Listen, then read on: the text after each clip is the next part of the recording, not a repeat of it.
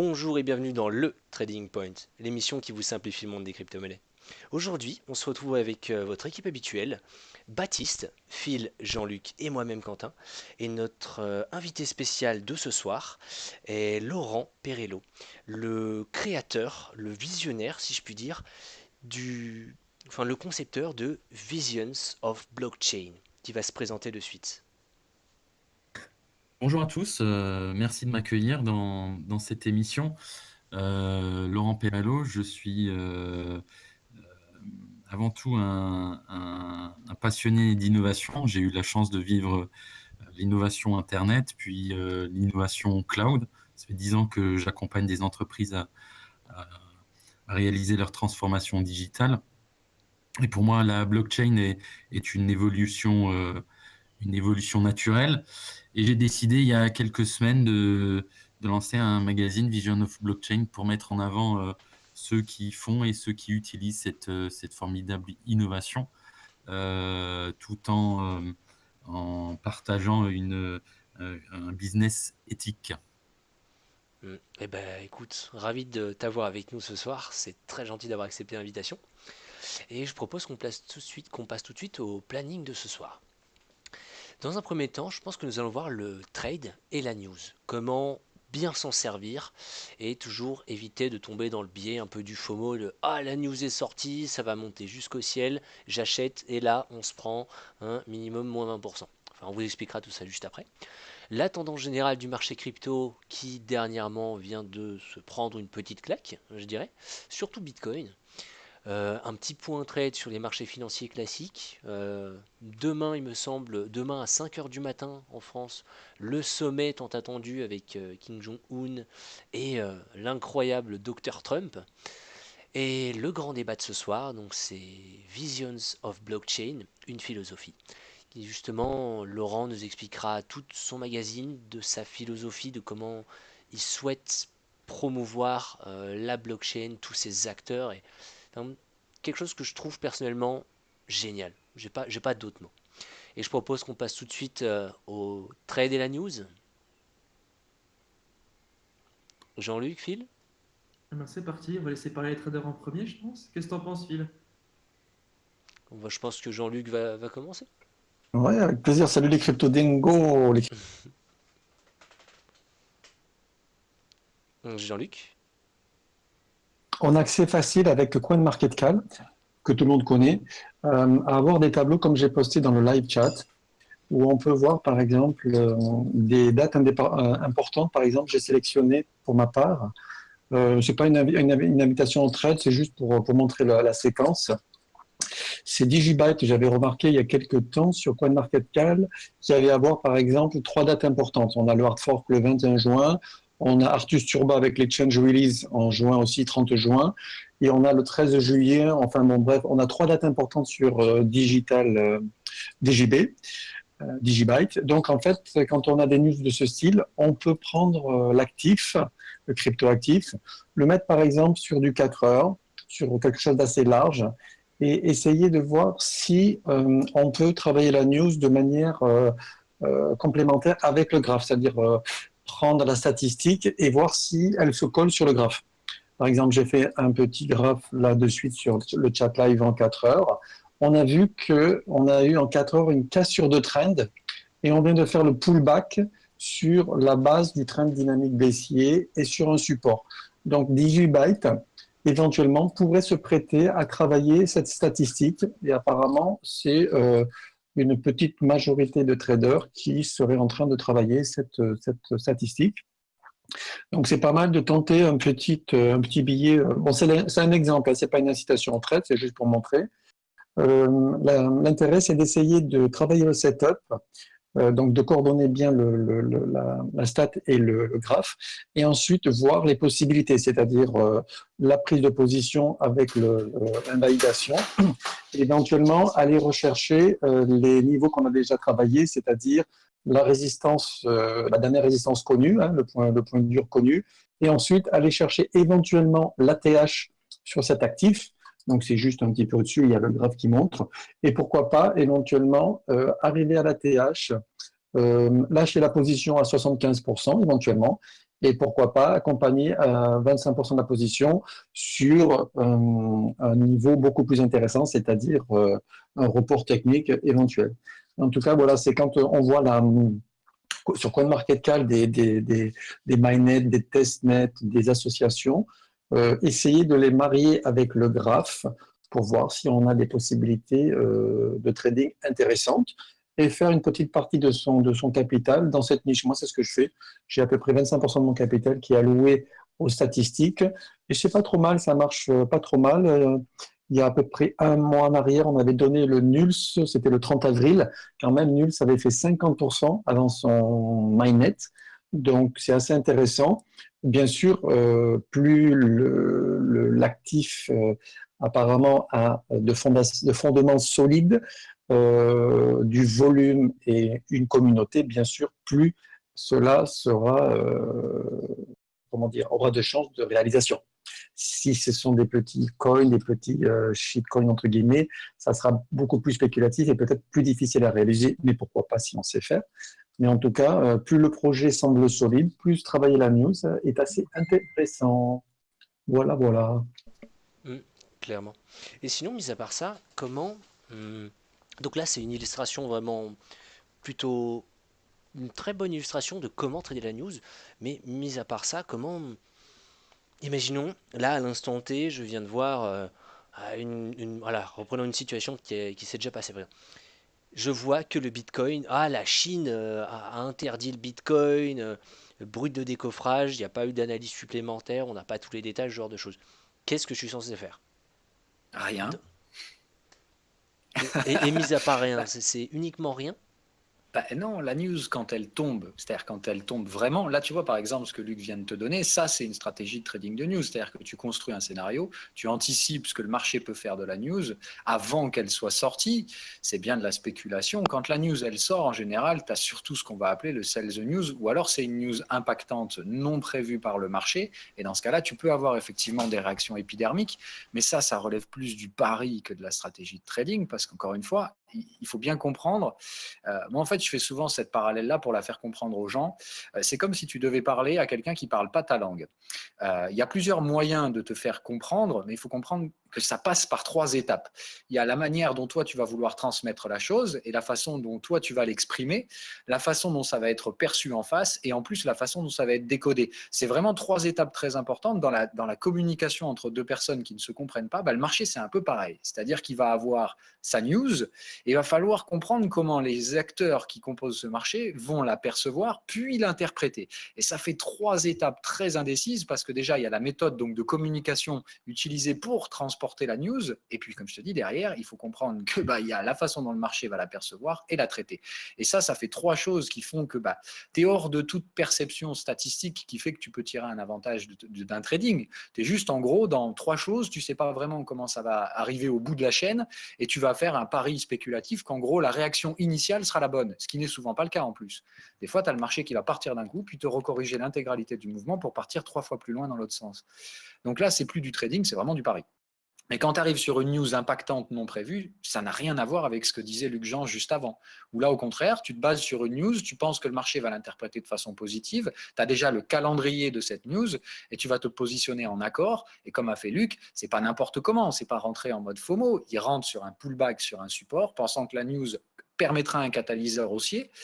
Et effectivement, là, on est dans une logique d'investissement, dans une logique de spéculation, certes, mais en tout cas dans une logique beaucoup plus proche du trading que juste la news tombe et il faut réagir parce que le marché réagit. Ça, non.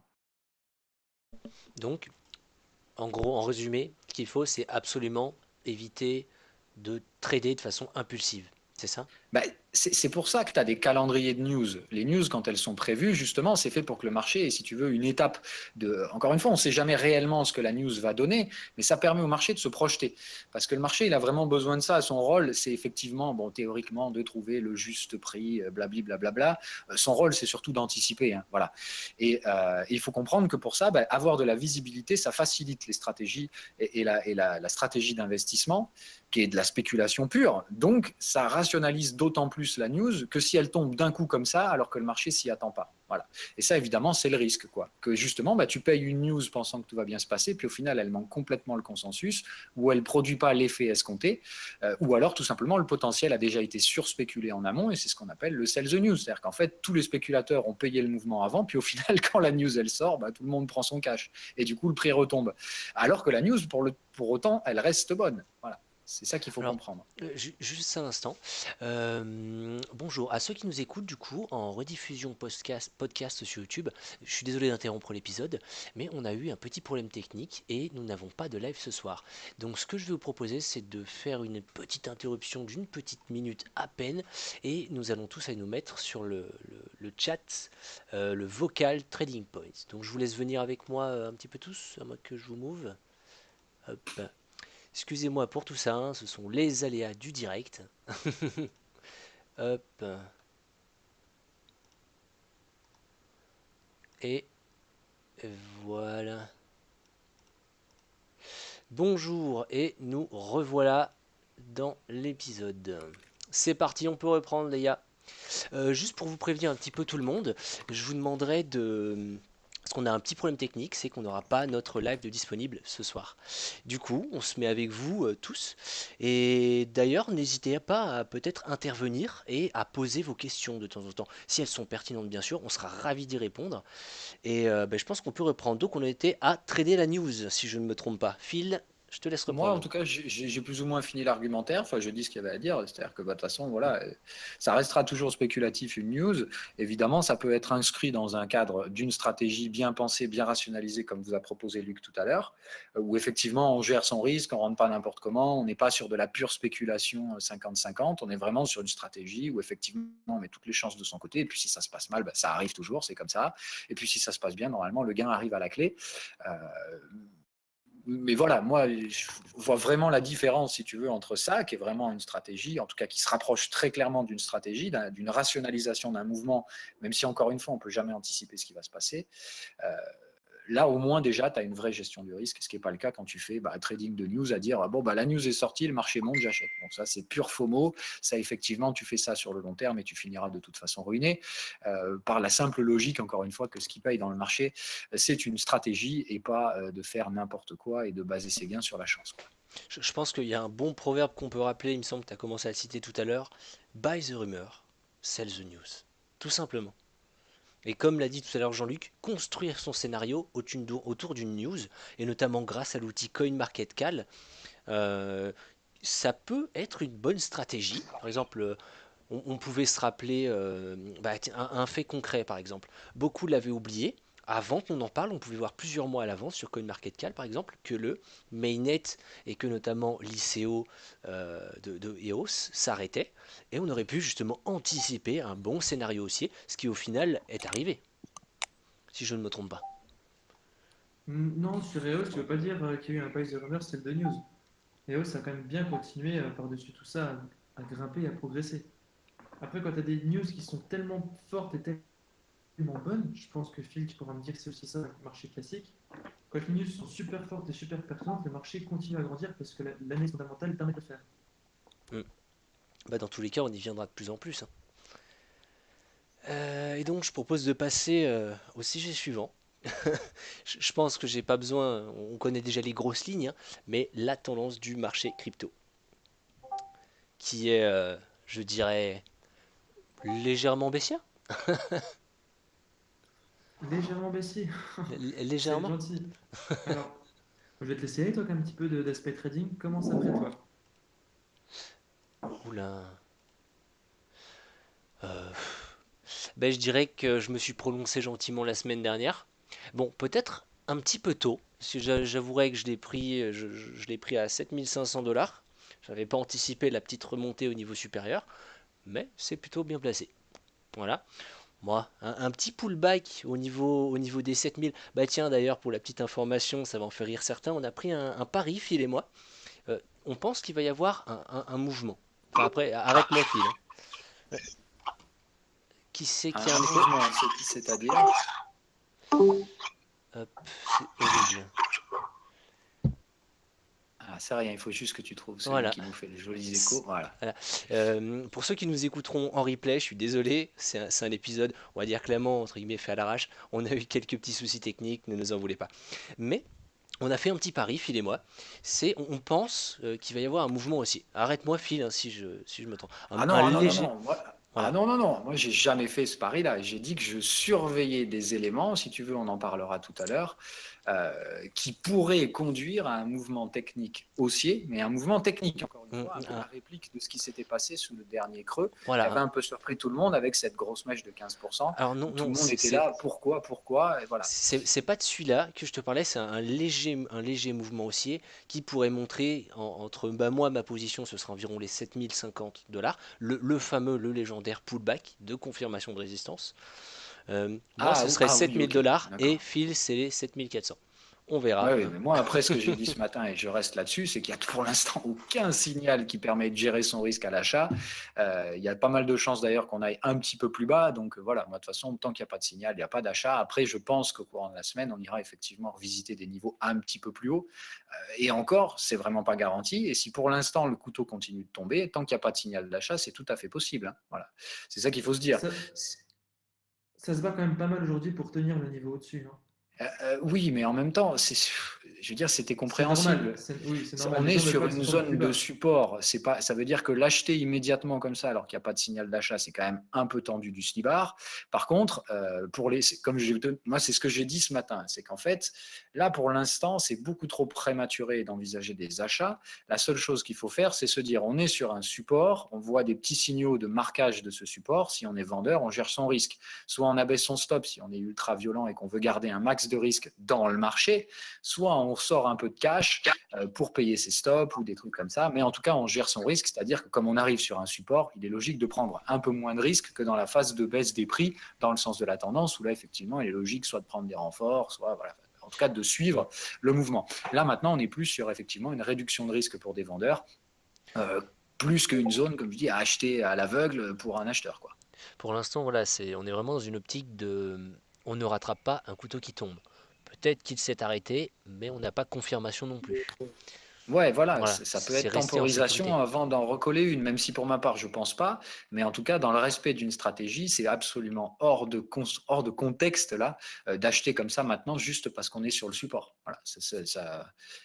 Il y a des choses qui pourraient inviter à le faire d'ailleurs. Si tu veux, on en parlera, ou alors peut-être plus tard. C'est vrai que je te disais tout à l'heure, ce serait bien de faire une émission sur la psychologie de marché et parler du coup de ça, là, de ce truc-là dont je parlais succinctement tout à l'heure, le risque qu'on pourrait avoir, un risque sous-jacent, celui qui s'était manifesté donc sur le dernier creux, là, ce mouvement de 15% que tout le monde a dit, c'est parce que les alts, pump et compagnie. Non, la réalité, c'est surtout qu'on avait un bon paquet de spéculateurs à la vente sur un support qui n'avait pas cédé.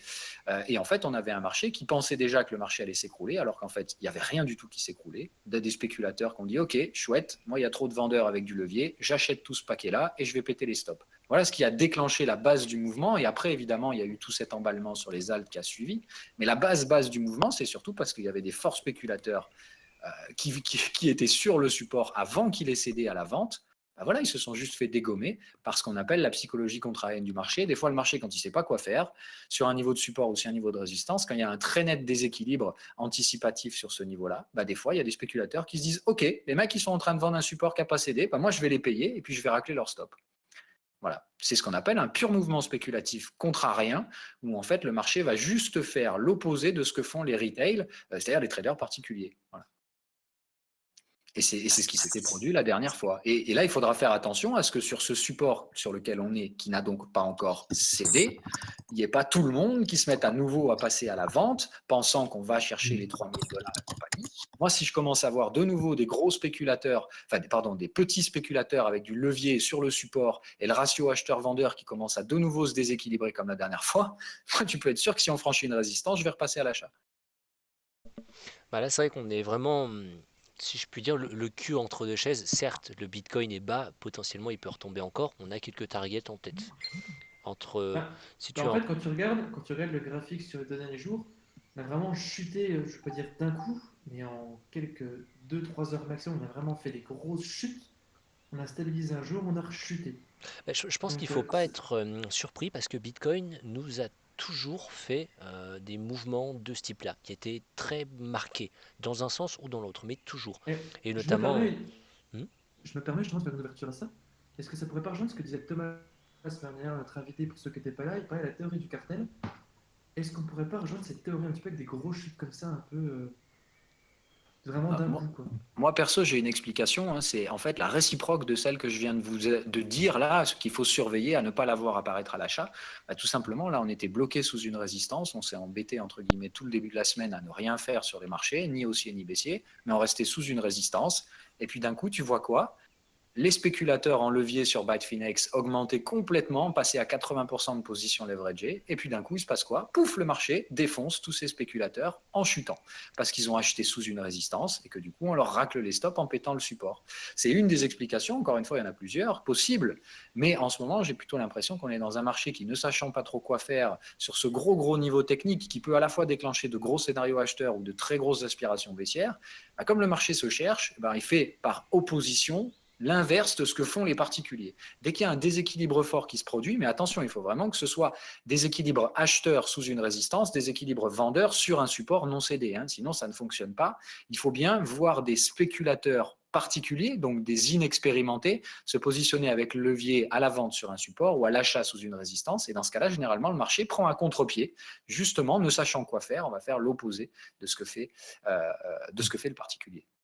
Ouais, parce que tu as, quand même aussi des gros articles sur la manipulation des, des futurs. Il y a quand même des gros articles négatifs et du alors gros chute ces derniers si, temps, mine de rien. si, Avec la Cell City qui va récupérer les données des 4 exchanges pour faire une enquête, c'est énorme dans le marché crypto que alors, ça être un Ouais, marché ouais, indépendant. ouais. Après, c'est ça, je serais pas étonné encore une fois qu'il y ait ce genre de truc, parce que de toute façon, c'est assez courant de toute façon comme truc là. Puis sur une market cap qui est quand même bon, conséquente, mais c'est pas non plus voilà, ça reste des montants entre guillemets assez manipulables si tu le fais à un moment précis où la liquidité est assez faible, enfin où la volatilité est assez faible et la tension est assez forte, où effectivement il nécessite souvent de se placer au bon moment. Il suffit de jouer un petit peu le timing et ça effectivement, bon. Je pense que c'est des algorithmes qui sont après, programmés pour trouver ce moment-là. Et j'ai pardon. cru comprendre aussi, alors je ne vais pas m'avancer ni le certifier, mais je crois qu'un exchange coréen s'est fait pirater dans les 24 à 48 heures, qui ont, c'est juste fait pirater en fait. Ouais, alors moi j'ai vu passer ces trucs-là, mais encore une fois, c'est arrivé après. Et quand tu vois ce genre de truc, c'est typiquement en fait le marché baisse, on ne sait pas pourquoi, et puis les gens cherchent des raisons après coup pour expliquer les mouvements, parce qu'il y a, il y a cette dans cette Non, dans la non, c'est quand même Conray qui a perdu comme 40 millions de dollars. C'est pas rien, mine de rien. Oui, oui, mais encore une fois, c'est toujours pareil. En fait, quand le marché baisse, Et puis monte ou baisse, il faut c'était après toujours la chute, hein. rationaliser. C'était après la chute en plus. C'est ça qui est le pire. Donc ça n'a pas causé la chute du tout, hein. C'est arrivé justement hier. Et la chute a quand même Ouais, ouais, accéléré. donc voilà, raison de plus, ça n'explique absolument que dalle, Jean-Luc mais il y a essaie ce de glisser une besoin de petite toujours parole. rationaliser et expliquer ce qui s'est produit, alors qu'en fait, bah, souvent, il n'y a rien à expliquer, si ce Ouais, n'est que puis comme c'est tu de la dis, spéculation pure, quoi. on a un marché qui est totalement indécis, donc des fois c'est comme ça craque, simplement. Puis comme tu dis, tu as tous les leviers qui tombent, les stops qui tombent, et puis ça fait une grosse chute d'un coup, limite en droite verticale, quoi. Voilà, Jean-Luc, Si ouais, si vous le permettez, j'ai fait un petit graphe sur le chat live en daily et j'aimerais bien l'argumenter juste comme ça sur le côté technique. Si tout le monde peut le regarder, chat live, BTC en daily. On avait, avec une sinusoïde, remarqué en fait des phases haussières et des phases baissières régulières. On est venu sur le trendline dynamique et on avait, en fait, les bulles avaient la parole. C'est-à-dire les bulles étaient dans une phase haussière technique possible à travailler, qu'on avait travaillé en février et en avril. On avait vu que sur ces zones, on avait eu des bougies vertes de 1000 dollars à peu près qui cassaient la dynamique baissière et qui corrigeaient en fait le weekly, c'est-à-dire le weekly était baissier, le daily était cassé en tendance et on avait des journées correctives, on avait à peu près 23 jours de correctives haussières. Donc les bulles avaient la main sur cette zone de trend haussière dans une phase haussière possible pour eux et en fait ce timing se consomme et la phase haussière attendue est cassée. C'est-à-dire qu'ils n'ont pas pris la main et en fait les cours baissent alors qu'on attendait une phase haussière de cours. La difficulté, c'est que maintenant, le timing se consomme, c'est-à-dire la phase haussière se consomme, les cours baissent. Derrière la phase haussière, on a une phase baissière qui arrive. C'est le troisième cercle rouge que vous voyez, c'est pour 1er juillet à peu près dans l'estimation, c'est-à-dire fin de mois. Donc la difficulté, c'est que le support cède en tendance haussière et derrière, on a une phase baissière qui arrive. Donc, c'est très difficile, ça sera très difficile pour le BTC de repartir à la hausse parce que les bulles avaient la main et sur ce support dynamique, ils avaient une belle carte à jouer dans le timing. Et maintenant, le problème, c'est que le timing se consomme et que leur phase est passée. Donc, ça va être beaucoup plus délicat pour le BTC pour la suite. Bah, la phase est en train de se produire. Après, moi, en général, en plus, tu étais dans un domaine que moi, c'est mon domaine d'étude, hein, le cycle et le momentum. Moi, j'ai fait le même constat que toi, hein, et je l'avais vu déjà depuis un bon moment, que le cycle sur lequel on était acheteur était déjà très, très, très, très faible. Et j'argumente là-dessus depuis un bon moment, qui fait que je m'attendais d'ores et déjà à ne pas voir les boules se positionner sur ce cycle. Donc, ce n'est pas vraiment une surprise, en fait, de voir les prix continuer. Par contre, est-ce que nécessairement le couteau va continuer à tomber? Je ne pense pas.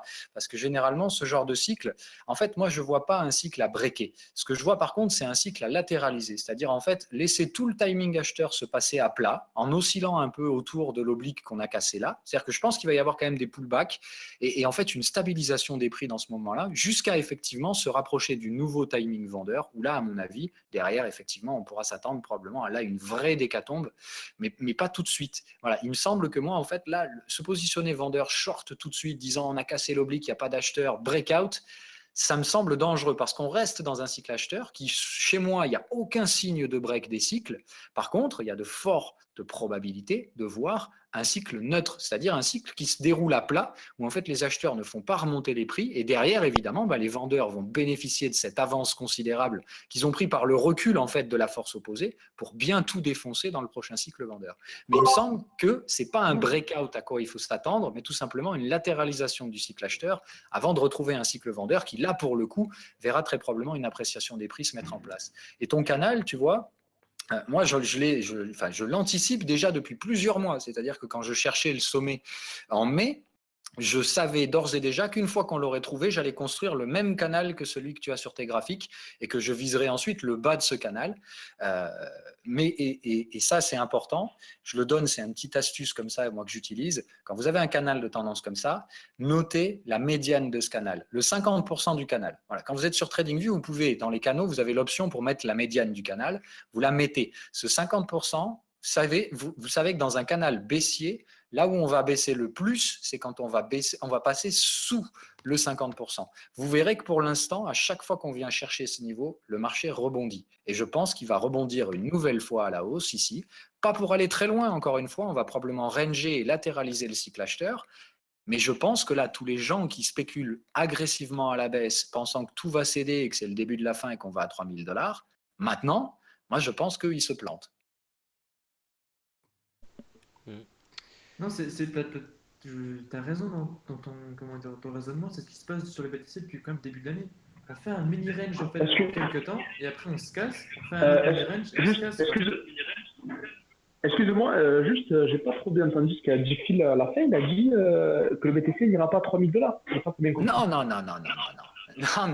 J'ai dit que pour atteindre les objectifs. Non, c'est pas grave.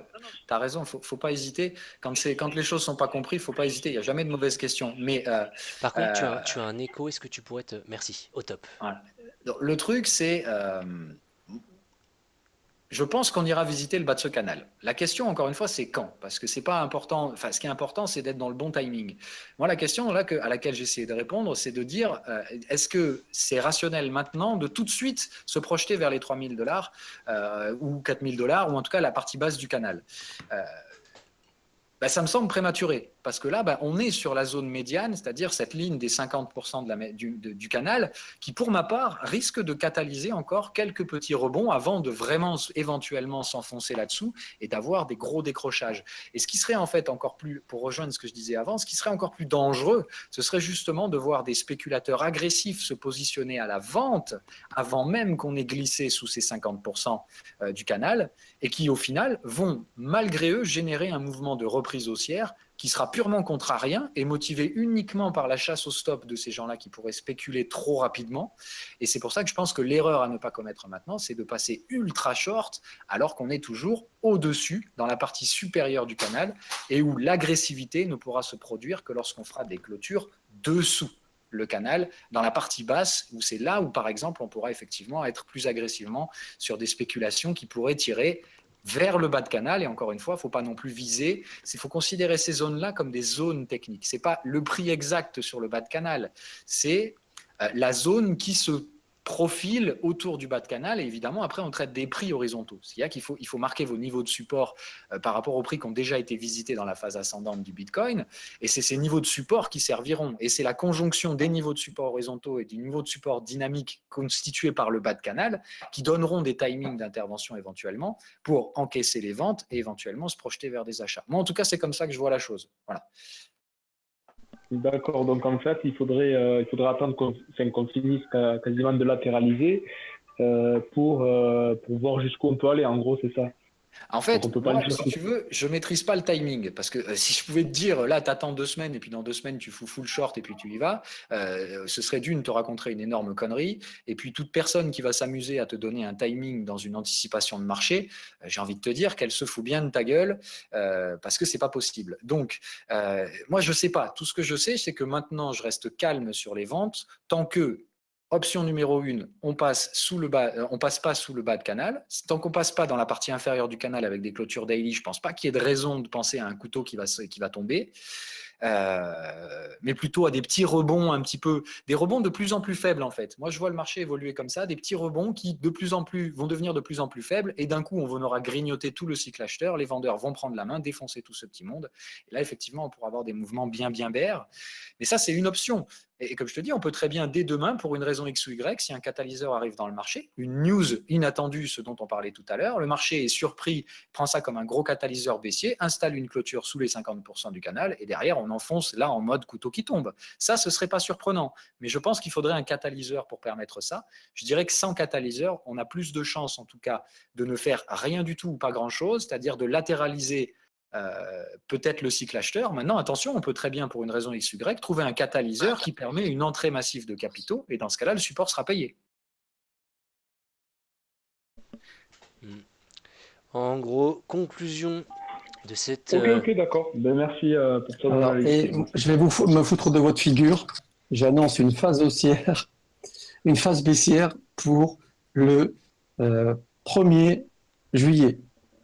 Ah, attention, on Voilà, note. pour illustrer cet adifil, j'ai fait apparaître des sinusoïdes sur le dernier graphe que j'ai posté. Et c'est amusant de voir bien les phases haussières, les phases baissières. Et oui, là, mais Luc, les cycles, c'est mon dada, hein, et il faut faire attention, les choses ne se répètent jamais comme une sinusoïde. C'est juste pour s'amuser. Si on suit la sinusoïde, en fait, le 31 juillet, on a la phase baissière. Voilà, et il faut maintenant que tu nous donnes l'heure et la minute précise pour appuyer sur le bouton. C'est important. Le timing est une affaire de précision.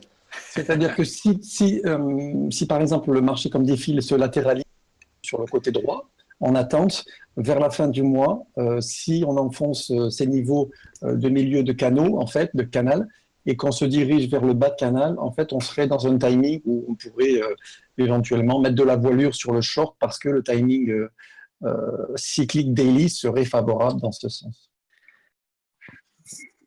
Mais là, on est sur une phase haussière qui n'est pas encore complètement consommée, donc il faut faire gaffe sur le fond. Oui, il y a de la place, hein, voilà, il y a de la place. Et le fait qu'on soit sur un support dans un cycle acheteur, sans breakout baissier, c'est important. Voilà. Moi, si je voyais des breakouts baissiers, des breakouts de cycle sur le Bitcoin, je n'aurais pas du tout la même approche. Je ne vois pas vraiment ces breakouts sur les UT daily, ce qui me laisse à penser qu'en daily, on reste toujours effectivement dans ce cycle acheteur, qui est un cycle acheteur faible, mais encore une fois, qui dit cycle acheteur faible dit que normalement les supports, on gère son risque dessus en tant que vendeur, c'est-à-dire qu'on rachète une partie de ses positions. Ça veut donc logiquement dire que même si le support ne catalyse pas d'achat réel, il va au moins catalyser des rachats de positions vendeuses qui restent de la demande acheteuse dans un carnet d'ordre. Et ça fait nécessairement bloquer les prix, la baisse des prix. Alors, il va falloir exécuter ces TP de vendeurs et une fois qu'on les aura tous exécutés, s'il n'y a plus d'acheteurs, c'est là effectivement où je pense que les vendeurs reprendront la main, tout simplement. je peux vous proposer gentiment de sortir de cette morosité du marché crypto. Alors après, oui, notamment. alors le coup de 2014, c'est bien, ça a fait un gros buzz et compagnie. D'ailleurs, ça m'a amusé de voir passer la news sur TradingView du CEO de Binance qui compare le crash actuel avec celui de 2014. J'ai envie de dire, bon, quand même, t'es un peu à la bourre, mec, ça fait un moment qu'on a vu ça. Mais voilà, il faut faire attention, encore une fois. Ce qui est important dans un crack, c'est pas le timing, c'est les cycles. Et les cycles se reproduisent dans des amplitudes différentes et dans des durées différentes. Mais c'est la structure globale du marché qui est importante dans un crack. Effectivement, ça laisserait à penser qu'il reste des petites phases de baisse dans la psychologie du crack, sans que nécessairement on puisse faire un copier-coller de ce qui s'est passé, parce que voilà, c'est vraiment la psychologie et les cycles qui est importante, pas de faire un copier-coller du marché à l'instant T-4 ans jusqu'à aujourd'hui. Ça, je pense que c'est pas rationnel comme approche, voilà. Phil, Parce que sinon, vous allez vous dire, ouais, voilà, effectivement, on va continuer à baisser jusqu'en 2019, alors que moi, je pense pas. hop.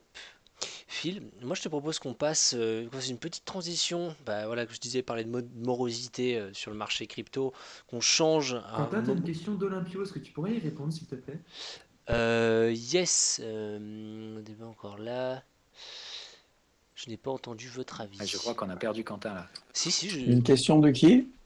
Alors, faut que je retrouve sa question, c'est Ah, Olympio. je me sens bête, Ça y est. j'avais le micro coupé, désolé. Donc, alors je vous propose de... Parce que là on est dans... Quentin, Oui, Olympio, il t'a posé une question, est-ce qu'on pourrait y répondre, s'il te plaît, avant de passer au sujet suivant? la question qui était, donc... Ah, justement, je ne la retrouve pas. Ah, Est-ce qu'on pourrait oui, reposer ta non, question? si. C'était par rapport au cross de la MACD. Ouais, au Donc, Monthly MACD, ouais. ouais, voilà. Alors, le monthly, et ça, je pense que que Phil pourra me confirmer là-dessus. Aujourd'hui, BTC n'a pas assez Historique. voilà, d'historique d'existence pour pouvoir confirmer vraiment, avoir vraiment une certaine force sur le MACD monthly. Après, ça ne veut pas dire que ça en a rien. Par rapport à ce que tu disais tout à l'heure, on en a déjà eu. On a parlé du cross MACD daily, du cross MACD weekly. Non, mais puis c'est Si, surtout, voilà, attendez c'est quand même, la gentillet, market cap, mais on a déjà perdu 60% de la market cap. Le MACD, tout le monde sait que c'est un signal en retard quand même. Je veux dire, si c'est maintenant que vous vous mettez à vendre le Bitcoin, waouh, là, il y a quand même un sacré train de c'est vrai que retard, c'est quoi. dangereux. Donc, je disais tout à l'heure, Je- voilà, j'ai répondu à ta question et sortons de cette morosité du marché Bitcoin et Quentin, crypto.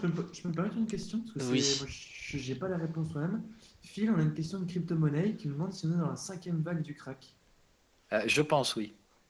Ok. Tu pourrais en dire un peu Moi, plus, je pense expliquer qu'on un est petit peu? proche de la fin, mais encore une fois, te donner une date ou ne serait-ce qu'une fourchette, ce serait déjà mentir parce que j'en sais rien. Ah non, c'est pas ça, c'est juste demander un peu d'explication sur la cinquième vague, à quoi elle correspond de manière générale dans le trading.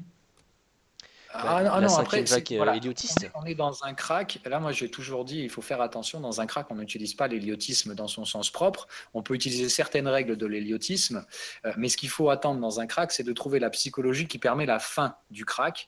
Et ça, normalement, on attend une chose en particulier, la sortie des spéculateurs. Et ça se fait généralement sous plusieurs conditions. L'option numéro 1, c'est soit un gros V-top qui démonte tous les stocks de spéculateurs, soit l'option 2, c'est une mort lente et douloureuse de la volatilité, mais très très longue, c'est-à-dire passer plusieurs mois sans mouvement, sans rien. Et là, vous avez des spéculateurs dégoûtés du trading qui sortent de ce marché-là. Et quand les spéculateurs seront sortis, c'est là où on pourra éventuellement retrouver Alors, un timing. ce que je peux vous Attention à proposer, long c'est terme. qu'on passe à la review des marchés classiques.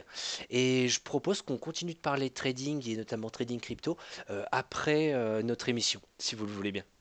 Ouais, puis qu'on laisse la parole un peu à Laurent aussi quand même. Voilà, exact, qui est quand même là pour nous parler de son magazine qui repose sur un concept très innovant et une philosophie qui me paraît vraiment géniale et dans l'esprit de la blockchain, du partage.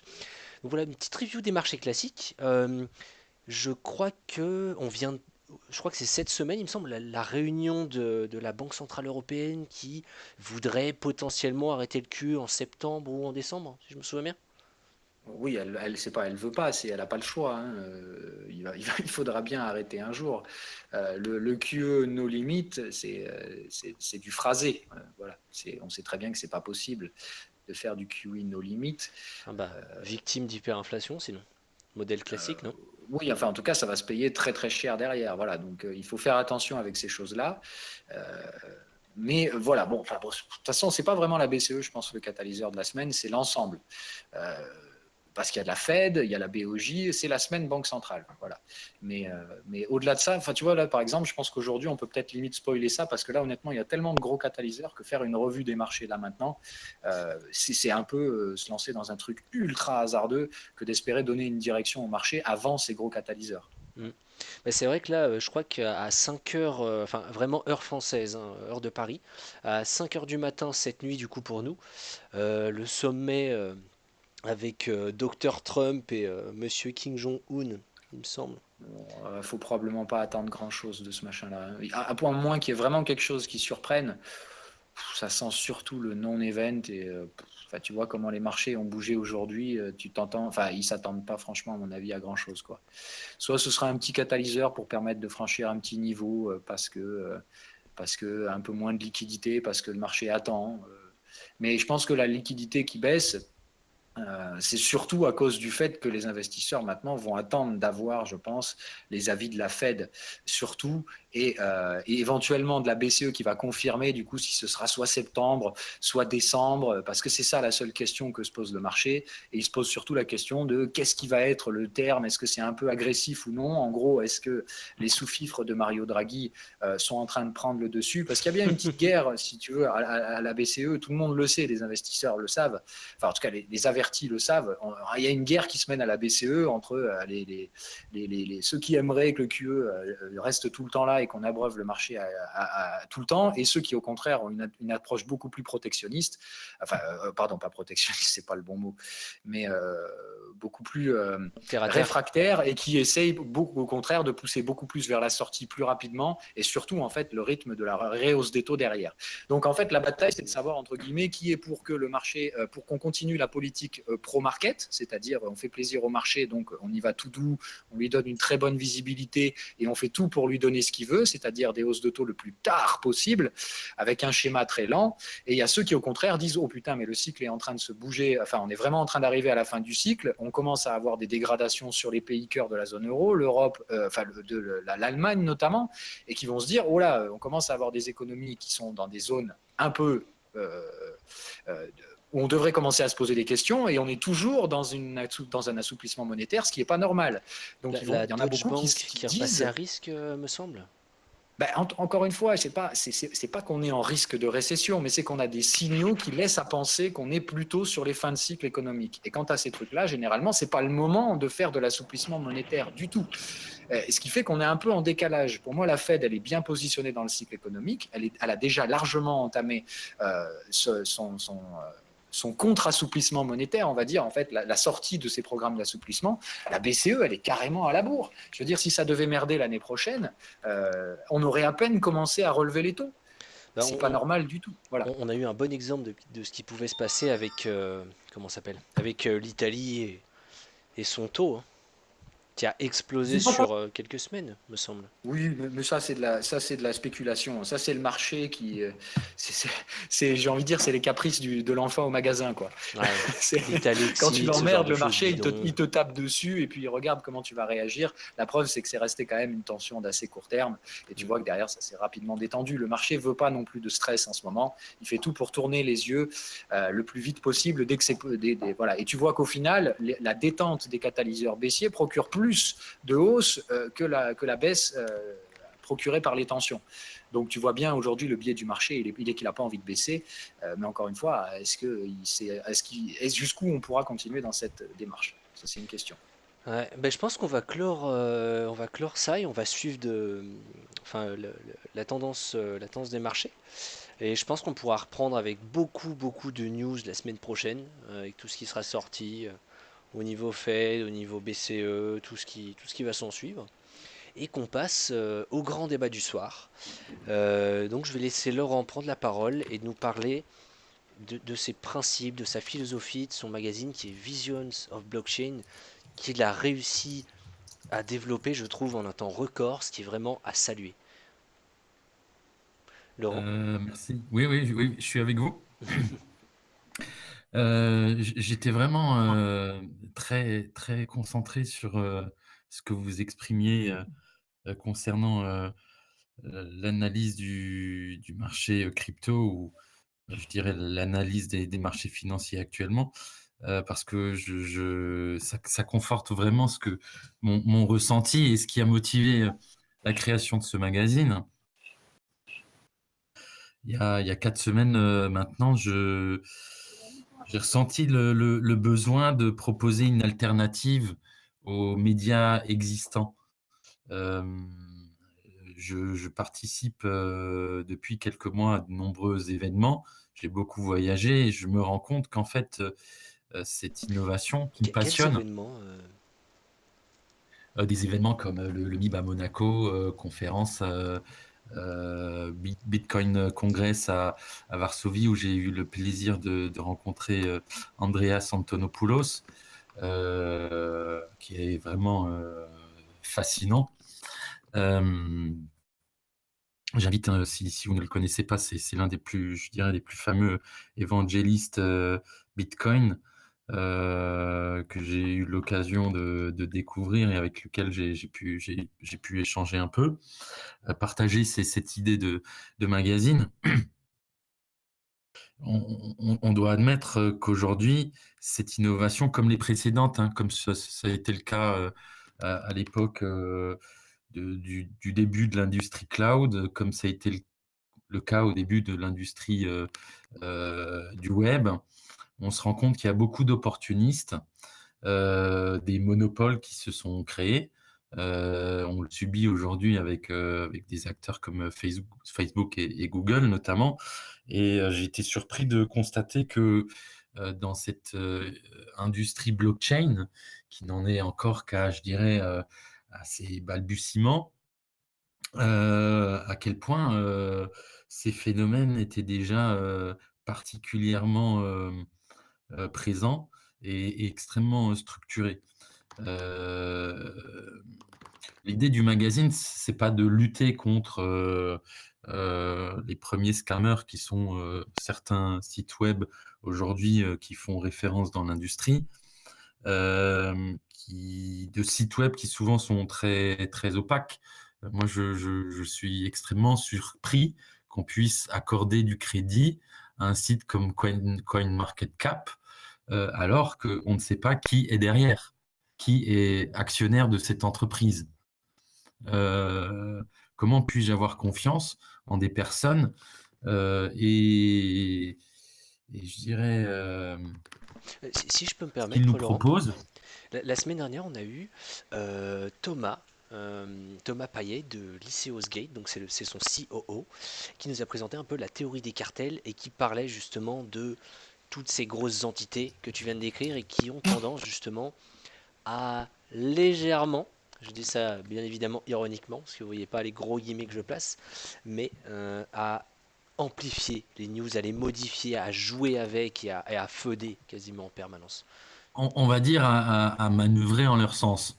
Mm. C'est un phénomène qu'on ne peut pas occulter et qu'on ne peut pas, je dirais, on ne peut pas annihiler. C'est comme dans l'univers, à l'instant T, on a un phénomène de création et de destruction. Par contre, ce qu'on peut faire, c'est proposer une alternative. Moi, je crois en un business model pérenne, durable, équitable. Euh, Toutes les personnes que je croise, je leur demande si elles ont lu le livre blanc de Satoshi Nakamoto.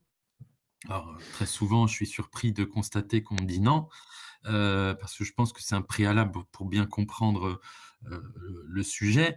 Mais au-delà de le lire d'un point de vue sous un angle, je dirais, technique, ce qui est intéressant, c'est de le lire comme un postulat philosophique. Et là, on a des interprétations totalement différentes qui émergent. L'objectif du magazine, c'est justement de mettre en avant, le pour ceux qui l'utilisent, et dans cette parfaite liaison sans aucune interférence, de pair à pair. Cette notion, on l'a trop souvent considérée d'un point de vue informatique. On sait ce que ça signifie, mais qu'est-ce que ça signifie dans un écosystème? Euh, et d'avoir non plus un tiers humain, mais un tiers technologique qui va garantir, créer le climat de confiance, là encore, qu'est-ce que ça signifie au-delà d'un aspect technique? L'idée du magazine, c'est vraiment d'être un porte-voix. Je dis fréquemment que ça n'est pas mon magazine, c'est le magazine de tous ceux qui veulent se l'approprier, qui veulent y contribuer. Derrière le magazine, j'ai créé un postulat de business model. L'objectif, c'est de créer une structure et à terme euh, monter une ICO pour proposer un vrai projet blockchain. Hein. Le magazine, c'est le premier pilier. Vous découvrirez les autres dans les semaines à venir. Mais derrière tout ça, c'est aussi d'être force de proposition, non pas que d'un point de vue technique, mais d'un point de vue éthique, en proposant un business model beaucoup plus respectueux. Je suis surpris de constater à quel point l'industrie est sexiste.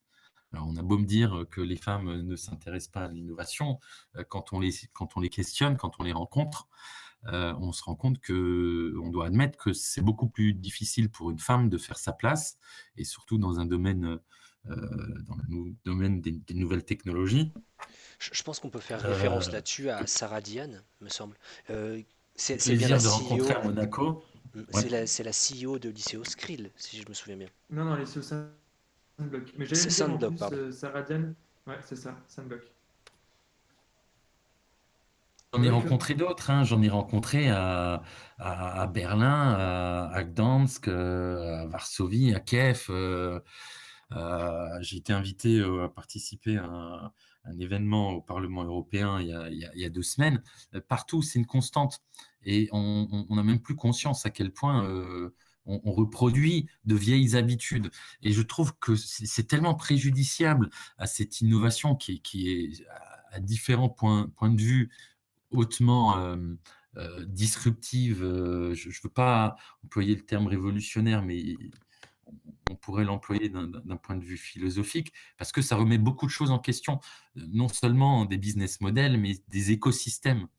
Euh, et je pense que c'est une réelle opportunité pour l'humanité de repenser comment elle souhaite que les choses fonctionnent. Il faut admettre qu'aujourd'hui, le pouvoir financier, politique, il est entre quelques mains et que ces personnes décident pour tout le monde. Là, on se rend compte que demain matin, 2 personnes se rencontrent et que de cet échange peut découler des choses formidables ou effroyables, tant d'un point de vue social, politique, économique, à tous les niveaux. Et je trouve que donner tant de pouvoir à peu d'êtres humains n'est pas sain pour l'humanité. L'objectif, c'est vraiment de sortir de cette mécanique dans laquelle on nous a plongé, de l'instantanéité, de l'argent à tout prix. Euh, je dis souvent, les amis, est-ce que vous trouvez que ça marche? Est-ce que vous trouvez que globalement, on se porte mieux? Est-ce que vous trouvez qu'individuellement, on se porte mieux? De mon point de vue, j'ai l'impression que les choses ne s'améliorent pas. D'assister à ça sans essayer de contribuer. Je pense qu'un magazine et digital et imprimé permet d'avoir une crédibilité différente que si c'est un blog ou un site internet. Ça ouvre d'autres portes et ça permet aussi de toucher un autre public. Je ne veux pas que l'on s'adresse uniquement à ceux qui sont déjà, je dirais, concernés par cette innovation, ou qui sont investis dans cette innovation. Je veux surtout qu'on s'adresse aux 90 ou 95% de personnes qui aujourd'hui n'ont pas accès à cette information. C'est pour ça que le magazine sera gratuit. Et si j'ai bien compris, enfin, c'est vraiment pour reprendre la philosophie de la blockchain, qui est une technologie qui remet en cause le système actuel, donc en gros de centralisation de pouvoir. Bon, je suis d'accord que Bitcoin, parler de décentralisation, parler d'anonymat, de ci, de ça, c'est peut-être un peu exagéré et utopique. Mais je pense que comme tu l'as dit, laisser entrevoir une éventualité, un nouveau système, je ne vais pas dire un nouvel ordre mondial, ce serait vraiment trop hypocrite à la limite, mais de laisser entrevoir que un nouveau modèle économique, social, ou ce genre, est potentiellement faisable. C'est un peu ça. Tu sais, quand on s'intéresse un peu à l'histoire, trouver des périodes où l'humanité a eu ce type de potentialité, de vraiment changer, on peut même dire de civilisation, de paradigme, c'est le terme le plus approprié, hein, de repenser, de tout remettre à plat et de repenser comment on souhaite que les choses fonctionnent pour soi et entre nous. Pour moi, le- la direction qu'on prend, on peut analyser sur tous les plans. Il n'y a aucun signal qui est au vert, ni d'un point de vue économique, ni d'un point de vue sociétal, ni d'un point de vue politique. C'est la guerre un peu partout, c'est la guerre sous différentes formes. Euh, j'ai l'impression qu'on régresse. Mais c'est la première fois que l'humanité a à sa disposition, nous avons individuellement et collectivement à notre disposition une innovation qui peut nous permettre de nous affranchir d'un système qui nous est imposé et qui nous permettent aussi de proposer une alternative. Et avoir cette possibilité-là, rien que la possibilité-là, est déjà un événement, à mon sens, majeur dans l'histoire de l'humanité. Et j'ai envie d'y contribuer. Pour moi, c'est un moment historique. Sans utopie, sans utopiste, sans idéaliste, rien ne se fait. Si Satoshi Sakamoto n'est pas idéaliste, n'est pas utopiste, il n'écrit pas le livre blanc. Et nous ne sommes pas là lors de cette émission Trading Point. Ouais. Après, moi, honnêtement, je trouve ça très intéressant, tu vois, toujours de rationaliser un peu ce truc-là. Parce que c'est vrai que l'impact potentiel est énorme, mais encore une fois, à de là tirer le plein potentiel de ce truc-là, effectivement, je pense que ça relève plus de l'utopie que de la réalité dans ce cas-là. La réalité se trouve toujours à mi-chemin entre les deux, c'est-à-dire un petit peu de mélange de ce qu'on avait avant, parce qu'en fait, on n'arrive jamais réellement à tourner la page. Ça, c'est les utopistes qui veulent ça, mais encore une fois, on en a vraiment besoin, parce qu'il faut d'abord rêver il faut rêver du futur, essayer d'imaginer le mieux possible pour qu'effectivement, au final, on ait quelque chose, certes de moins bien, mais qui se rapproche le plus de l'utopie, autant que faire se peut, pour vraiment essayer de ne garder que très peu de l'ancien mode de fonctionnement. Et ce que tu disais, moi, je te rejoins complètement là-dessus, c'est qu'effectivement, le vrai potentiel de changement sociétal que peut apporter la blockchain, moi, de la vision que j'en ai, c'est plutôt au niveau macroéconomique, même si au niveau individuel, ça peut changer beaucoup de choses. Les gens resteront quand même, à mon avis, très individualiste et je ne pense pas que ça percole réellement dans la psychologie de l'être humain individuellement, mais par contre qu'au niveau sociétal, on puisse avoir vraiment en fait un changement radical parce que c'est le paradigme opposé à ce qu'on a aujourd'hui. On nous vend un monde toujours plus centralisé où au final, on va vers des agglomérations de plus en plus grandes, une désertion de tout ce qui se passe en dehors et vraiment voilà une centralisation de tout, une centralisation de l'information, une centralisation de l'être humain. On va vers la concentration des choses, la concentration des pouvoirs, la concentration de l'argent. Effectivement, on sait que c'est un système qui ne peut pas fonctionner et perdurer longtemps, en tout cas qui n'est pas viable sur la durée. Et là, effectivement, ce que vendrait un petit peu, entre guillemets, l'utopie de la blockchain, c'est l'extrême opposé, la décentralisation, le partage. Voilà. Et ça, effectivement, je pense que ce qu'on aura éventuellement, si cette innovation, on peut appeler ça une révolution, je pense, sans abuser du mot, une fois qu'elle sera mise en place et considérée probablement comme acquise et normale, je pense que ce qu'on aura à la fin sera ni l'utopie, ni ce qu'on avait avant, mais un savant mélange des deux. Et effectivement, des gens comme toi ont leur rôle à jouer pour faire en sorte qu'on aille le plus possible vers la partie utopie, qui est, il faut le dire quand même, en termes de vision du monde futur, est quand même vachement plus envieuse que celle qu'on a aujourd'hui, quoi. Oui, Je me permets juste de rebondir. Phil, je te disais en préambule du live que tu fais partie de ceux que j'ai beaucoup regardé et plus écouté. Quand je travaille, j'écoute beaucoup de vidéos sur YouTube. Et j'ai tout de suite accroché pour ton éthique. Tu as une vraie ligne conductrice et tu es cohérent. Ouais, après, moi, comme toi, j'ai des projets où je veux changer le monde, entre guillemets, avec cette petite vision utopiste. Mais si tu veux, voilà, moi, je suis quand même conscient de ce paradigme-là, parce que si tu veux, faut quand même te rendre compte que étant trader et pourtant en ayant cet aspect éthique que tu as remarqué, c'est quand même, tu te rendras compte que c'est quand même sacrément antinomique, limite schizophrénique, même, j'ai envie de te dire. Parce que j'aime pas vraiment la vision du monde qui nous est vendue par le marché et l'économie de marché, et pourtant, j'y suis pleinement intégré. Et je participe, donc à ma petite échelle évidemment, hein, mais j'y participe. Donc c'est effectivement, il faut quand même arriver, je pense, à dissocier les deux, parce que si tu as une vision, tu vois, la vision que tu as du monde, j'ai un peu la même, hein, et je souhaite effectivement tout faire pour changer les choses, mais encore une fois, par contre, dans le trading, il faut bien savoir différencier les deux. Si tu as une vision comme ça, que tu rentres dans le monde du trading, tu te feras mais lessivé, mais massacré. Non, Je veux mais dire, enfin, moi, il m'a fallu des années pour comprendre ça, en fait. Que l'idéal que non, tu mais as, quand tu trades, il faut l'enlever. Il n'existe pas. Le trading, c'est sale, c'est moche. Et c'est comme ça que ça marche, en fait. Et si tu veux lutter, je, j'ai pratiqué parce que pour comprendre, je suis de ceux qui expérimentent, je fais. Je ne suis pas dans une recherche, mais je respecte ceux qui pratiquent le trading. Je ne renie pas et je ne juge pas.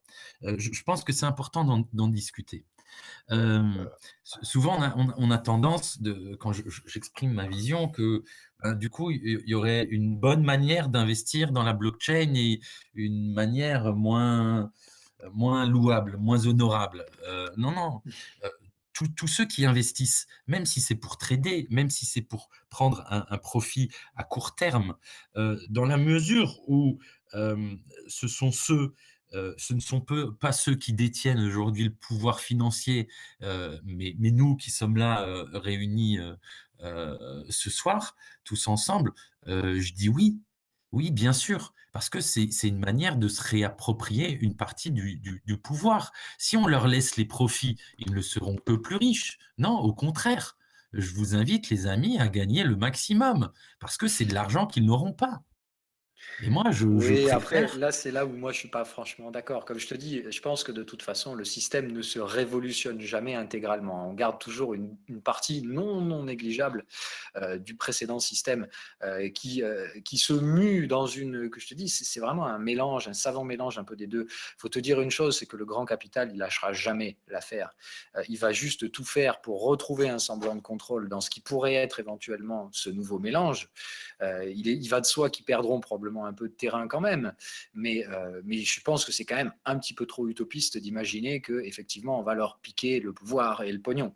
Hein, on va juste changer un peu, rebattre les cartes entre guillemets, mais j'ai envie de dire un pauvre partira de toute façon toujours avec un handicap face à un milliardaire, quoi.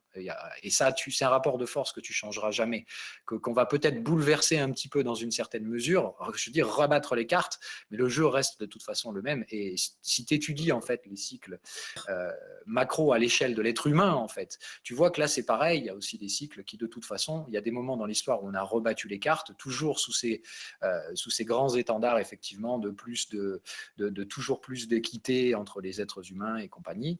Et puis tu te rends compte qu'au final c'est toujours la même chose, on se fait niquer et puis ça se compartimente et effectivement tu as toujours une concentration du pouvoir qui à la fin mène à la destruction même de ce système de pouvoir qui revient derrière sous une nouvelle forme puis reperverti. Tu as l'impression qu'en fait c'est un cycle sans fin et qu'effectivement là on arrive peut-être aux bornes d'un de ces cycles.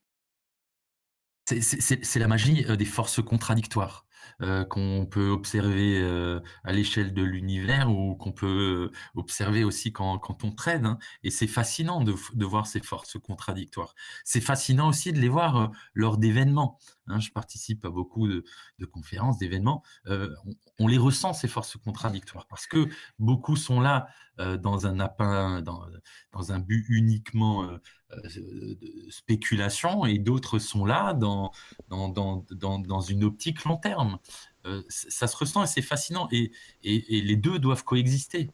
Et c'est comme ça qu'on peut faire évoluer, je pense, l'écosystème dans lequel nous avons à vivre et proposer un nouveau paradigme. Et qu'il se réalise ou non, j'ai tendance à dire c'est la perspective. Avoir la perspective, cultiver un rêve, c'est être vivant. J'ai décidé il y a 4 semaines de lancer le magazine et de le lancer le 21 juin, 6 semaines. 6 semaines, c'est quoi 6 semaines, c'est de passer de l'idée au produit minimum viable. J'accompagne des startups depuis 10 ans maintenant. J'en ai jamais vu une qui a été capable en 6 semaines de l'idée d'aller de l'idée au produit minimum viable. Ça s'est pas vu, on le réalise. Je pense que la proposition, l'utopie proposée par la blockchain est extrêmement fédératrice. Et Je pense aussi.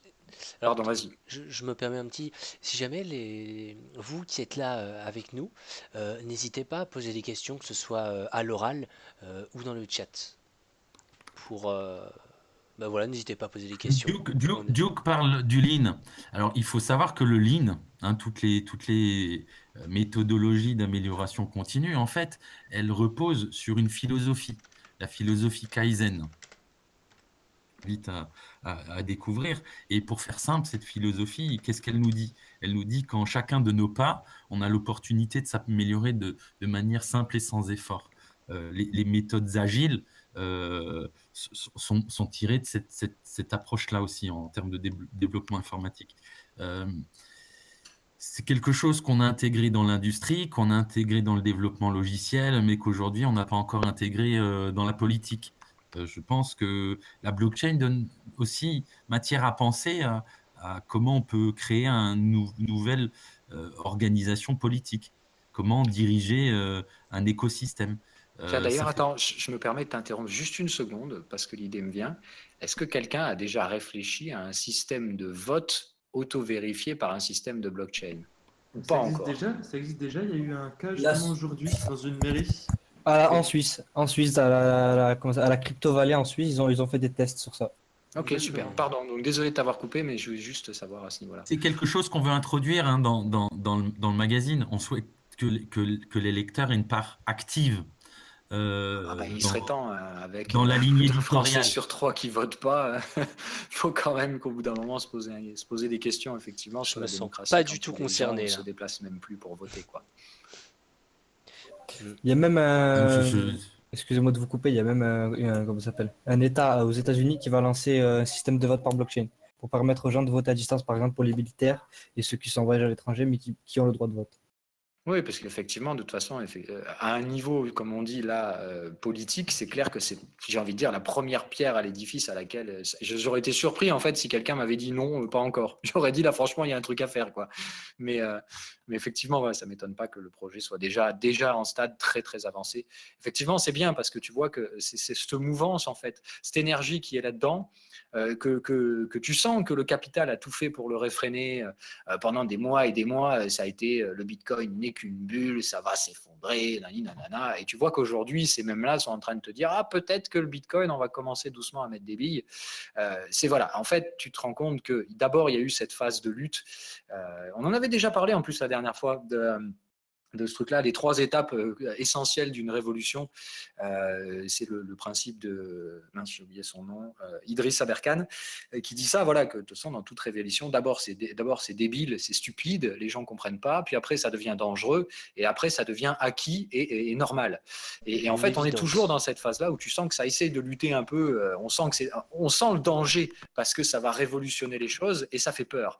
Et effectivement, je pense qu'on est toujours dans cette phase. Évidemment, il va de soi que la dernière, c'est l'acceptation complète et totale et l'adoption unanime du système, tout simplement, qui va remplacer et redistribuer les cartes, comme on disait tout à l'heure. Mais du coup, tu sens que ça lutte, quoi. Intéressant cette lutte. Je lisais un article aujourd'hui où on vient de passer, on atteint le point d'équilibre entre les détenteurs Bitcoin long terme et les spéculateurs.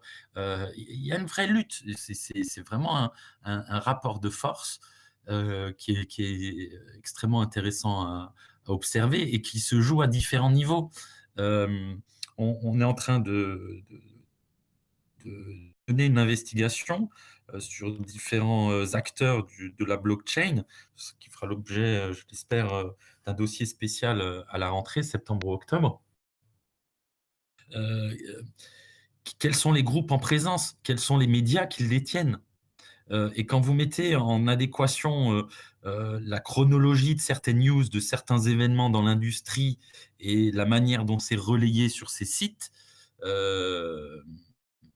on comprend le mouvement vers lequel ils veulent nous amener. Et puis d'un autre côté, on a d'autres vecteurs qui posent une force contradictoire.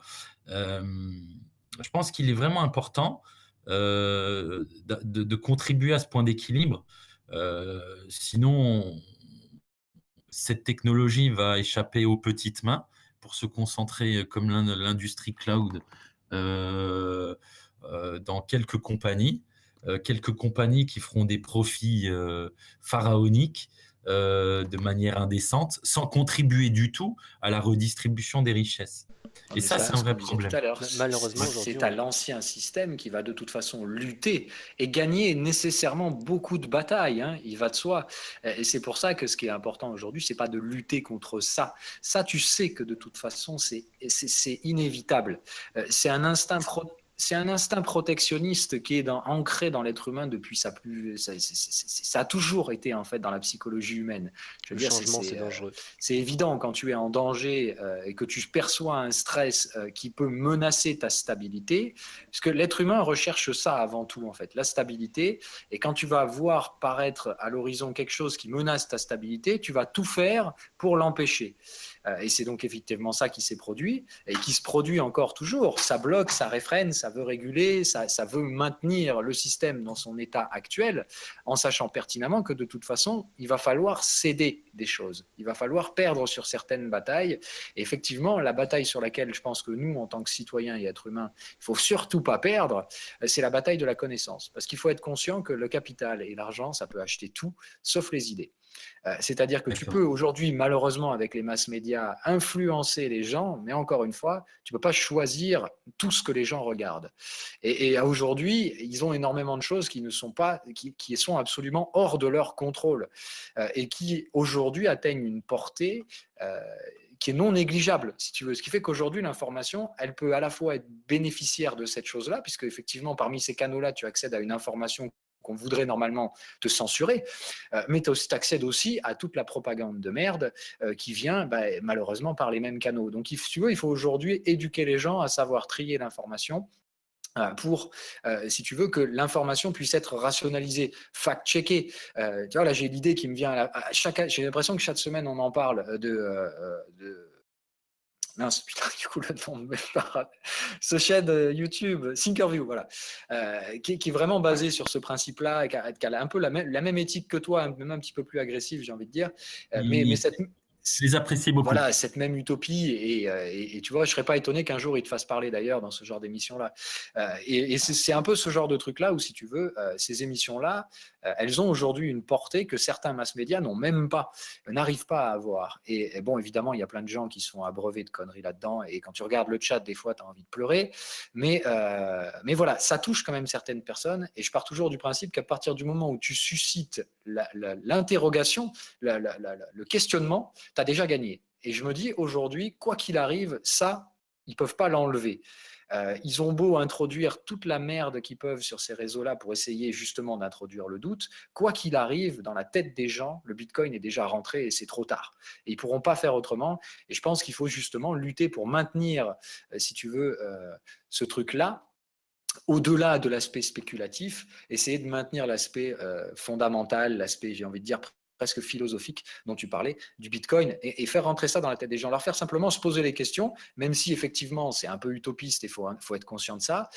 Il vaut mieux, comme je dis, toujours pousser vers l'utopie, parce que ça permettra, dans le mélange final, d'obtenir le plus de cette utopie, malgré toutes les luttes que pourra faire ce que j'appelle le grand capital, mais franchement c'est ultra conspirationniste de parler comme ça, mais c'est tout simplement les gens qui voient ça comme un risque et comme un danger, et qui effectivement, rationnellement parlant, ces gens-là, ils font ce que vous feriez si vous étiez à leur place. Eux, ils ont peur, ils réagissent face à ça comme vous le faites quand vous avez peur de quelque chose. C'est aussi simple que ça. C'est juste que vous avez effectivement plus à gagner avec ce nouveau monde utopiste. Eux, ils ont plus à perdre, donc il est logique qu'ils voient ça comme une peur. Encore une fois, placez-vous à la place des gens. Le but, c'est pas d'imposer votre vision au reste du monde, c'est d'essayer de comprendre comment chacun des acteurs raisonne pour avoir une vision d'ensemble. Et après, évidemment, vous faites votre propre avis. Mais c'est stupide de dire ils sont complètement cons de vouloir maintenir leur pouvoir assouvi sur le peuple et compagnie. Non, ils font juste ce que vous feriez si vous étiez à leur place. Voilà. Il faut essayer de comprendre un peu tout le monde, en fait. C'est ça, je pense, la vraie rationalisation à faire, quoi. Je partage ton point de vue, Phil. Avant d'agir, j'ai toujours l'habitude d'analyser le contexte et les forces en puissance. C'est Répète. la base, mais il y a beaucoup de Ouais. gens qui se donnent même pas cette peine, hein. Mais est-ce que d'un Mon certain sens, objectif n'est pas de dépenser mon énergie à lutter. Je veux consacrer mon énergie et celle de l'équipe que j'ai constituée. Et je remercie d'ailleurs au passage tous ceux qui m'ont rejoint spontanément et qui contribuent en fonction de leur temps et de leur envie. J'ai vraiment envie de créer un écosystème ouvert, inclusif et non contraignant. Ce que je voulais dire, c'est l'énergie, on doit la consacrer, on doit exclusivement l'utiliser, l'employer à proposer, à construire. Se focaliser sur un quelconque adversaire, c'est perdre la bataille d'avance. C'est vraiment l'objectif du magazine, d'être une force de proposition. Comme tu le disais, Phil, aujourd'hui, la graine est semée. Bitcoin, c'est là. Continuons, nous, à semer des graines. Et puis, laissons à chacun le choix, la liberté de la laisser germer ou non et d'en faire ce qu'il en veut. Mais notre rôle, à travers ce magazine Vision of Blockchain, c'est d'essayer de semer cette graine parmi le plus de personnes possible et Tiens, de d'ailleurs, montrer que l'innovation peut aussi contribuer à rendre en parlant notre monde plus harmonieux. de semer Voilà. des Comme tu dis, graines, Laurent, on n'est pas obligé d'aller contre les gens quand on fait quelque chose de nouveau. et est-ce que Du ce tout. serait On possible fait quelque de chose Ah de oui, non, nouveau, mais on c'était sort pas, sur c'était pas autre dans chose, ce ça peut être la sens-là, même hein. divergence. est-ce que ce serait Ouais, possible non, de mettre justement, c'est la un force de lien création qui, de C'est toute ça. façon, contrebalance. Et Tous effectivement, ensemble. c'est là où l'énergie doit aller. La lutte, c'est complètement stupide. La lutte, justement, il faut la laisser à ceux qui vont essayer de lutter pour maintenir un ancien système, mais qui luttent, eux, malheureusement, contre Ils du lutteront vent, hein. contre. Voilà, tu Oui, peux ils rien lutteront y contre faire. ça, c'est ça. Voilà. On est pour la paix, on n'est pas contre la guerre. Exactement, exact. Et ça change tout. Et ça Qu'il est change tout. sage, qu'il est sage. Il parle plus Vraiment, depuis 20 minutes et dès qu'il nous sort une phrase, et voilà, c'est ça respect. change tout, ça change tout. Je Et crois est-ce que qu'au ce niveau serait individuel, avant tout, il faut qu'on retrouve notre souveraineté et ça commence par nous-mêmes. Nous-mêmes, c'est notre âme. Qu'est-ce que nous dit notre voix intérieure? Qu'est-ce qui nous dit notre inspiration? Et essayer de faire attention à l'extérieur, de ne pas aller forcément chercher l'information. C'est avant tout l'inspiration qui compte. Donc, ça vient de nous. Si nous changeons, notre environnement change. C'est beau ce que tu dis. Tu parlais Partage, de faire germer une graine tout à l'heure. Est-ce que c'est possible de mettre dans le chat live un lien vers ton groupe Facebook ou quelque chose où on puisse t'identifier, voir un petit peu ton travail, ce que tu fais et suivre un peu Je crois qu'on a l'évolution? déjà mis 150, on a déjà mis 150 fois depuis tout à l'heure. Je crois que je fais que de partager le lien avec Mike Blockchain. Désolé, Ah bon, j'étais bah, pas. si D'ailleurs, tu l'as fait, c'est très bien. Et si tu pour veux, rappeler à tout le monde, j'ai d'ailleurs, planté des tomates cœur de bœuf, j'ai des graines si tu veux. C'est pas mal. Ex- d'ailleurs, peut-être rappeler à tout le monde en fait qui nous écoute que le magazine est ouvert à tous. C'est-à-dire que vous, en tant qu'individuel, pouvez participer au projet. C'est vraiment tout le monde qui fait le projet quelque chose de grand. Comme dit Exactement. Laurent, 1 égale 1. Nous sommes tous égaux face à notre travail. Exactement à la façon de la Euh, blockchain au final, qui est un livre ouvert, consultable par tous. Le magazine, il est totalement ouvert. Laurent, on t'a perdu? Ah, je crois que tu l'as RIP. assassiné. Ouais, bah, Désolé. ouais.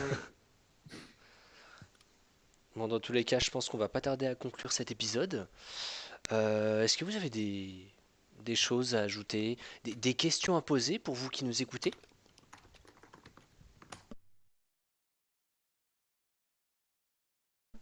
Bon, eh bien, je vais prendre ça pour un non. Attends, il faut quand même leur laisser le temps de taper des fois, hein. Sauf ceux qui ont des micros, mais tu te rendras compte qu'ils sont vraiment pas si nombreux, en fait, les gens à avoir des micros. Et, Ah, ça commence à écrire. Attention, voilà. préparez-vous. Non, non, mais Phil, c'est comme tu dis, c'est beau la blockchain, hein. Puis il y a beaucoup de, quand tu parlais tout à l'heure d'utopie, il y a beaucoup, je sais pas si tu suis un petit peu les actions concrètes de la blockchain, et des actions qui sont vraiment aujourd'hui efficientes, quoi. Bah, C'est moi, ce assez que je hallucinant. sens, si tu veux, Moi, c'est toujours pareil. Dans les marchés comme dans la vie, si tu veux, moi, ce qui me passionne, c'est la psychologie humaine, si tu veux. Et c'est pour ça que je trouve les marchés sont passionnants, parce que c'est une parabole de la psychologie humaine, mais qui en fait dépend des mêmes lois de la psychologie humaine qu'on peut étudier dans les relations de tous les jours, si tu veux. Euh, mais c'est beau, voilà, tu as envie de dire que c'est le paradoxe humain qui se matérialise devant toi, devant le marché. Et effectivement, c'est passionnant. C'est un truc, franchement, c'est pratiquement le seul métier dans ma vie que j'ai fait, dans lequel je me vois éventuellement continuer d'évoluer plusieurs années. Je sais que celui-là, si tu veux, c'est un sujet sans fond. L'âme humaine, tu pourras jamais la percer, tu pourras jamais la comprendre. Voilà. Mais par contre, tu peux essayer de l'apprendre et de l'appréhender un petit peu plus tous les jours, à comprendre ces petits mécanismes très intéressants, parce que tu as tellement d'aspects en fait sous lesquels tu peux étudier l'être humain que tu n'as jamais fini, tu vois. Parce que la psychologie, c'est bien, tu peux l'étudier, tu peux faire de la neuro, tu peux le faire sous vraiment plein d'aspects très, très C'est intéressants. quoi ton métier, Phil? C'est psychologue, mathématicien, trader, sociologue? Non, moi Tout j'aime bien s'étudie en apprendre. trading. Si tu veux. Moi, Phil, pour moi, c'est un explorateur.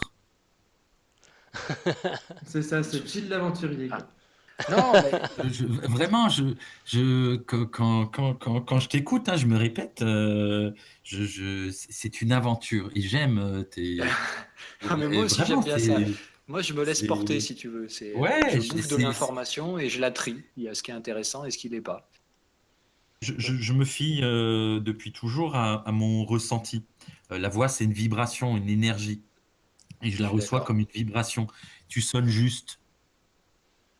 Merci pour ta contribution. Pour moi, c'est important. Non, mais je le dis sincèrement. Je dis merci quand je dois dire merci, parce que toute personne qui contribue à ce que notre harmonie commune sonne plus juste, je le salue et je le remercie. Voilà.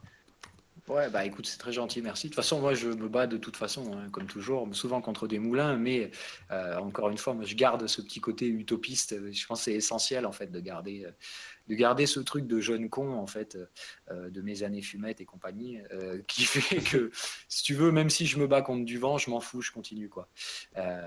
Tu pars toujours avec cette idée stupide de changer le monde en sachant que c'est carrément débile, parce que je veux dire, au bout d'un moment, quand tu as grandi, tu sais que tu changeras que dalle. Que ce que tu fais, par contre, c'est effectivement apporter ta petite pierre à l'édifice. Et si tu veux, quand tu peux te le permettre, encore une fois, je dis toujours Don que Quichotte. c'est un luxe qui n'est pas forcément offert à tout le monde. Mais quand tu peux le faire, ne pas le faire, c'est grave, par contre. Voilà. Exactement. Exactement. Et à partir du moment où tu en as conscience, rester spectateur, pour moi, c'est être complice. Ouais, mais encore une Et fois, tu peux être un spectateur quand même averti ou intéressé. Si tu veux, ça se passe vraiment dans la tête des gens. La plus grosse des erreurs, c'est l'indifférence. Voilà. C'est de se dire, bon, et moi, mes petits problèmes me suffisent, le monde entier, je m'en fous, je m'en intéresse pas. Je m'intéresse qu'à ma petite bulle. Ça, pour le coup, c'est vraiment c'est stupide parce qu'en fait, t'es sur la Terre, si tu te poses pas des questions un peu sur ce qui t'entoure, pourquoi tu es là, à quoi tu peux servir, même sans la théologie stupide qui peut être accrochée à tout ça, si tu te poses pas de questions, j'ai envie de dire à la base à quoi tu sers et est-ce que tu es seulement un être humain. Je crois que la base de ce qu'on appelle l'âme, c'est de questionner ta propre existence. Voilà. Donc j'ai envie de dire, si tu n'es pas déjà foutu de te poser d'autres questions que de dire oh putain, comment je vais finir le mois, il me manque 20 balles, si tu peux pas voir plus loin que ça, j'ai envie de dire que tu consommes ton temps sur Terre assez inutilement. Eh ben, sur ces belles paroles, je pense qu'il est temps de conclure l'épisode. Qu'est-ce que vous en pensez, Yes, papa. Ça me va aussi. papa? Bon, écoutez, à tous ceux qui sont présents sur le channel, je vous dis merci de nous avoir suivis.